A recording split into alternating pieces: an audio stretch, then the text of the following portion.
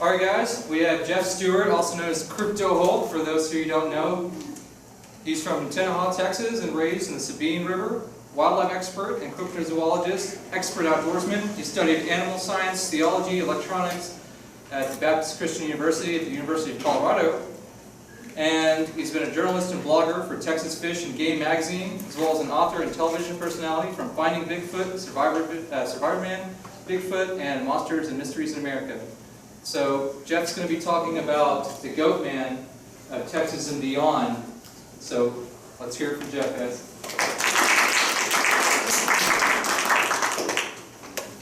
I guess everybody's in here because you want to hear about the Goatman. And the Goatman lore and legend goes way far back beyond Texas and anybody ever thinking about the Lake Worth monster. Back, Greek and Roman mythology both had satyrs. There were different types of satyrs. Satyrs were supposed to be the crossing of men and goat.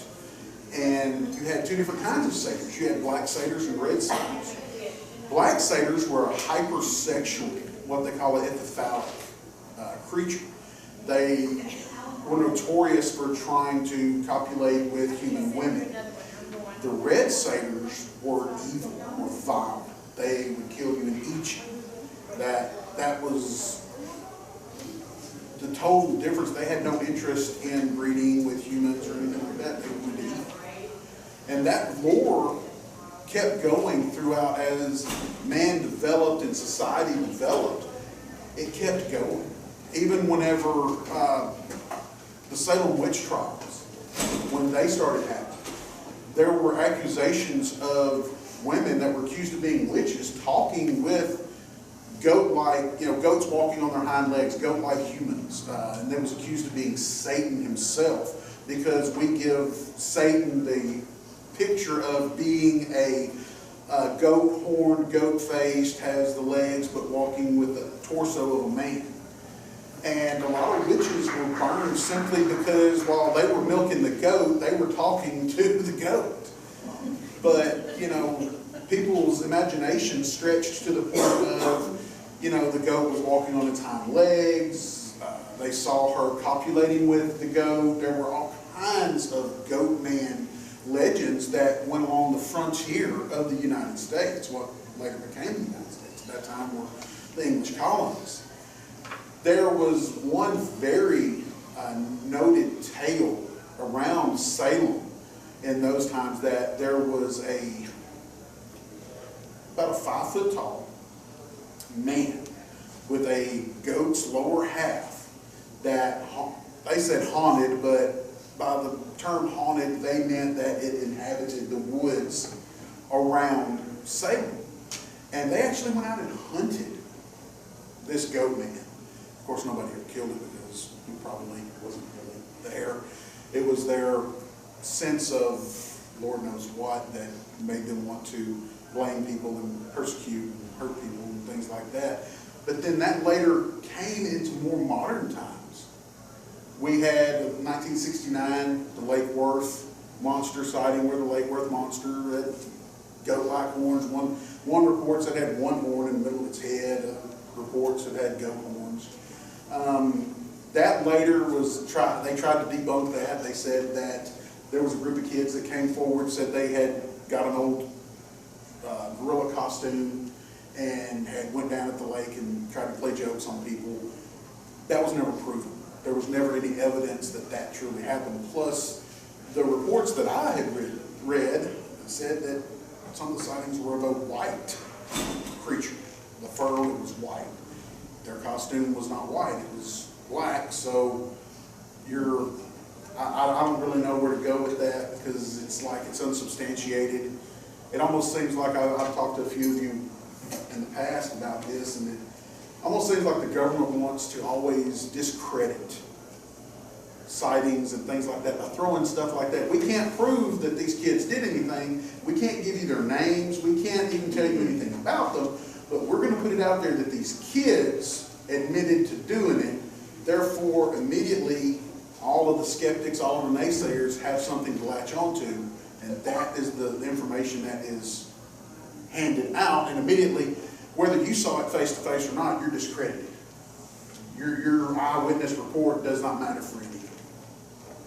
So, you know, we've come from the Lake Worth monster to my region of East Texas, where I do most of my research. Over the past 12 or 14 years, I've taken in about 10 or 12 reports of goat type sightings of, and when I say goat type, by that, I don't mean hooves and things like that. I've taken Bigfoot reports where they say the Bigfoot creatures have horns on their heads, and they're adamant. I've had pastors from local churches tell me that they witnessed, sitting in deer stands, witnessed a Bigfoot type creature come in under their stand to their corn feeder at 20, 30 yards because they were bow hunting. So they had to be close. And this thing had horns on its head. It didn't have hooves, didn't have any of that, but it had horns, and that's one thing they were adamant about. It had horns. I've had another report of a guy that was bow hunting and also hog hunting that saw one of these creatures come in that had 2 horns. He said it looked like any of y'all have ever seen a white-tailed deer, so what we call spike buck. And he's just got 2 spikes sticking up about that high, and that's what these were, about 4 to 6 inch spikes that stuck straight up out of his forehead. And that's similar to a small goat. They're horns. And I investigated these quite thoroughly, and they will be covered in the new book, Wood Knox Volume 2, which will come out shortly, which I wrote with Ken and Nick. I investigated this stuff, and I found no reason to disbelieve these individuals. They did not want their names used. They did not want credit for these stories in any way, shape, or form. They just wanted to tell somebody that didn't think they were nuts. You know, most of the time you can weed out people that are kind of fishing for their 15 minutes of fame because they immediately, I've had people that, well, do you think this story's worth anything? What do you mean is the story worth it? Well, can I get any money for this story? You know, or do you think you can get me on TV with this story? Or something, and I don't even investigate those. I throw them away. They're immediately discredited in my book because if the only thing you're interested in is making money off of the story, I have to doubt how laudable the story is. The story with the preacher. I was working in a local outdoor store.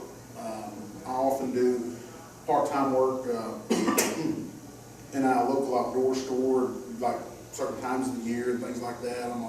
I do archery. I'm a warrior. I work on those, archery technician. And I'll do that for a little extra money. And this guy came in to get his bow worked on, and he said, "You do that crazy stuff, don't you?" I said, "What do you mean I do that crazy stuff?" He said, "And you're into that weird crap." I said, "What do you mean?" And, you know, because especially it took me aback, you know, the pastor said crap. You know, I guess, I mean, it's not a bad word, but you don't expect to hear the pastor say crap. So he comes in and he's like, "I saw something and you're going to think I'm nuts." "Really? I chase Bigfoot for a while. I'm going to think you're nuts." So he comes in and he says, "And I saw a demon." And I said, "You saw a demon?" I said, "Well, tell me about your demon experience." And he starts telling me the typical story, you know, sitting in a deer stand. This thing, he caught it out of the corner of his eye. At first he thought it was another hunter walking through the woods. He was going to try to get the guy's attention to let him know that he was sitting up in the tree. And he said, as it got closer, he noticed that whatever it was coming like straight for his feeder, his corn feeder. And he was like, you know, this is October in Texas. It's still 100 degrees. You know, so he's like, this guy's wearing a coat from head to toe. You know, he's covered from head. I mean, you're out here in the middle of the woods and it's 100 degrees and you're covered from head to toe. Something's not up. So he watched and he said it got closer and closer. It got about 50, 60 yards and he could make more detail. And he's like, this thing is really off the tree. It's not right. And he said by the time it got into about 25 or 30 yards, he could see it vividly. And he described to me what I have seen in the past. And he described a creature on 2 legs that was very stocky, somewhere in the 6 foot to maybe 6 foot 5 inch range. 250, 275 pounds, built like a linebacker. Broad shoulders, heavy bone structure, just heavily built, but no bigger than most human beings. But the thing was, is that this thing was covered from hair from head to toe. A brownish red hair. And he said the strangest thing though, he said this thing had horns. And I questioned him pretty hard, and I talked to him a while about those horns, and that's one thing that I could never get him to shake, was because I tried to, is it hair? Could his hair have been sticking up or something, leaves, anything hung up in his fur? He said, no, this thing had horns. I filed that, went home, of course, and wrote it up and put it in my files. And because this was back before we had all of our technology where we could write things on our cell phone. That's back when we had flip phones. So you know how much pain in the rear end typing anything on a flip phone. Hit every button 3 times to write a short message. So I went home, wrote it up, put it in my files. About a year later, I had a lady on Hills Lake Road in Carthage, Texas. Her and her sister-in-law had been at a party, a bunch of teenagers sitting around a fire. Both of these ladies were, this happened when they were teenagers, they were both in their 40s now. And she said that while they were sitting there, that someone walked out of the woods. Right there, and they thought it was one of their friends that had walked out of the woods. All they had was the light from the campfire. And said whoever this person was walked up and was standing beside one of their vehicles. And they thought it was somebody playing a joke on them. And they were, looking at this person, and then they counted heads, and everybody was there. This was no one that had been with them. Well, they thought maybe a hobo, maybe a stranger, maybe whatever, we don't know, but somebody came out of the woods, meth head, who knows? It is East Texas, meth heads are like rats. We got them everywhere. So, out of the bushes, this thing came, stood beside the truck. One of the kids actually I guess they had a flashlight, they shined a light on the thing, and the first thing she said was, it had horns. And I'm like, what do you mean it had horns? I'm thinking, drunk kid with a Viking helmet on, I don't know, I own a drinking horn, and so it not out. But anyway, she's like, no, this thing had horns on its head, growing out of its head. And I said, what did its face look like? She said, I can't tell you, it had horns. And it goes back to one of those things where if somebody's being robbed, or if I was being robbed and somebody pulled a gun on me, I probably could tell you exactly what make, model, caliber, everything about that gun. I'm not going to tell you much about their face. Because, what did he look like? 357. Okay? Nickel-plated, 4-inch barrel, hollow points, I could see them in the cylinder, So what she was seeing, her eyes fixated on the most strange thing of this very strange image was this thing with horns. And when what kind of horns did it have? And she said the only way I could describe them is they were horns like a little goat. Little goat has probably, 3-4 inches long, black, stuck right out of the top of its head, like horns. And I was like, how much did you have to drink? These are questions you've got to ask. Right. And of course, she's like, well, we had been there maybe 30 minutes. Yes, we had had a beer or maybe 2, but we were not just knocked down and drunk or something like that. We saw what we saw. What did you do? We ran. I said, what did it do? I don't know what it did. I ran. Well, you didn't see where it went. No, I didn't care where it went. Where did y'all run? We ran, got in our car, cranked it up, and put it to the floor, and did not look behind us. And so I contacted the people that they said were at the party with them individually. Some of them refused to talk to me totally. Some of them told me the exact same story they told. Some of the stuff varied just a little bit, but that's not unusual because it was a different set of eyes seeing it. They may have not looked. Some of the people did not remember seeing any horns whatsoever. But it became known as the Hills Lake Road Goatman. And Hills Lake in Carthage, Texas, is on probably, I don't know, probably maybe 15 miles from Merval, Lake Merval. I've probably gotten 10 reports from the Lake Merval, surrounding roads around Lake Merval, of Bigfoot with horns. And I've investigated each and every one, debunked several of them, and I've looked into each and every one of them, and as I do, I've formulated what my theory is. And I'm not saying this is the theory on every Goatman incident in the state of Texas. With my research into Bigfoot, which has been pretty extensive, I have found, and it is my theory, that Bigfoot is basically another tribe of Native Americans. The DNA that we have gathered, we get told constantly, you contaminated your DNA. Because this comes back as human DNA. I get told that all the time.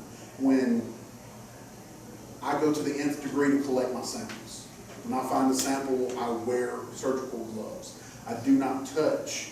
Even when I don't have surgical gloves, I have my Ziploc bags that I use. I will take and I will put 2 more Ziploc bags on my hands and pick up the stuff and put it in a 3rd Ziploc bag so that, I make sure that my hands don't touch it. But I've also submitted my own DNA when I have those samples that test my DNA to see if it's my DNA that is on these samples, and it's not. And I'm on my land. I'm on private property. I'm in the middle of 5,000 acres, 350 acres, 250. I have several sets of properties that I lease and own and everything. And nobody else has access to it. Nobody else goes in there but me and the people that go with me. So it's like I can submit all of their DNAs too, and they don't match.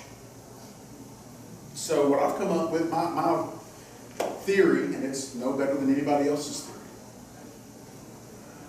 and this is based too on my face-to-face encounters that I've had on several occasions, from what they look like. The pictures that you see and the drawings and things like that where you see a Bigfoot that looks like a monkey. I'm not saying that what they saw didn't look like a monkey. What I saw, there was no monkey here. It had eyes just like ours. The sclera, the white of the eye, was white. Maybe just a little yellow. It looked a little jaundiced, but it was white. Your pupils, your irises, everything was just like ours.